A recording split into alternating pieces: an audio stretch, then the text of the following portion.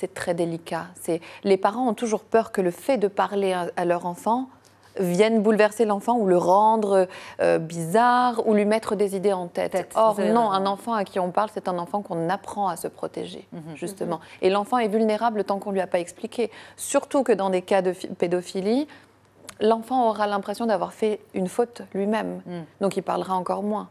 Alors, donc, moi, j'ai également travaillé en orphelinat, où les enfants n'ont malheureusement, comme on le sait, pas de parents pour leur apprendre ça. Et le rôle des équipes dans ce type de structure, c'est aussi d'apprendre aux enfants tous les risques auxquels ils seront exposés plus tard.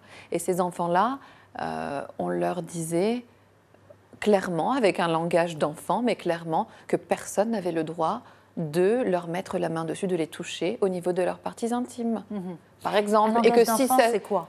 Un langage d'enfant, les parents ne savent pas comment aborder cette question du risque pédophile avec leurs enfants. On ne sait pas quoi leur dire. Basiquement, de façon basique, voilà, personne n'a le droit de te toucher ici et là. Ça, c'est à toi.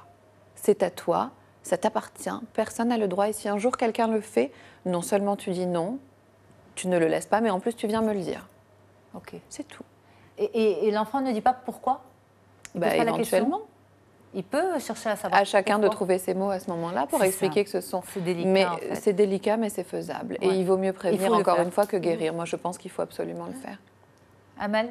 Je suis entièrement d'accord.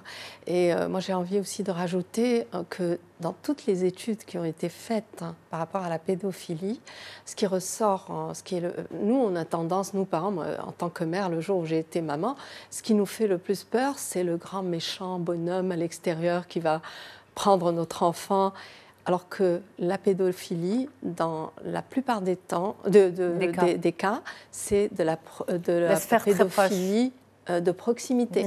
Ça veut dire que c'est dans le cercle familial. Ça veut dire que c'est un oncle, un cousin, un voisin, une femme de ménage, etc. Ouais. On exclut les femmes, et les femmes aussi. Les femmes aussi, absolument. Le cercle de l'institution, que ce soit l'école, le club de sport, le moniteur, ça peut être, c'est vraiment, ça peut venir de partout. Ça, c'est les études qui le disent. Et donc, comment armer son enfant? C'est vrai que quand on a habitué un enfant à le forcer à embrasser une personne quand elle arrive, il ne veut pas embrasser, ben on respecte. Ça ne va pas faire de lui quelqu'un de mal élevé. Il ne va plus être un enfant objet. Il va devenir sujet. C'est lui qui va décider d'embrasser. C'est lui.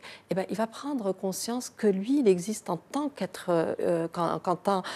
qu'individu et qu'il n'est pas là que pour faire plaisir aux autres. Il peut se faire plaisir. Et bien sûr, lui apprendre que les parties intimes, Très tôt. On touche ça, c'est personne n'a le droit de toucher. Ça, c'est comme quand on lui apprend à ne pas se faire taper, on dit, voilà, personne n'a le droit de te taper, mais les enfants l'acceptent. Ils ne vont pas aller chercher. Ce sont nos représentations à nous qui nous font peur, parce qu'on se dit, ouh là là, je vais me retrouver en train de lui parler de sexualité, ça va être compliqué. Non, les enfants, ça passe. Et en général, quand ils posent une question, répondre à cette question. Pour finir, et vraiment brièvement, est-ce qu'il y a des signaux d'alarme quand même à repérer pour les parents par rapport à ce risque pédophile?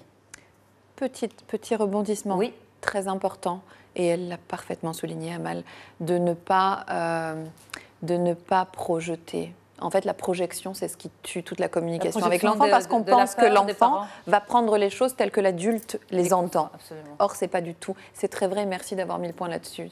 Maintenant, pour les signes qui permettent de repérer un enfant qui déprime, un enfant qui n'a pas envie de venir à l'école,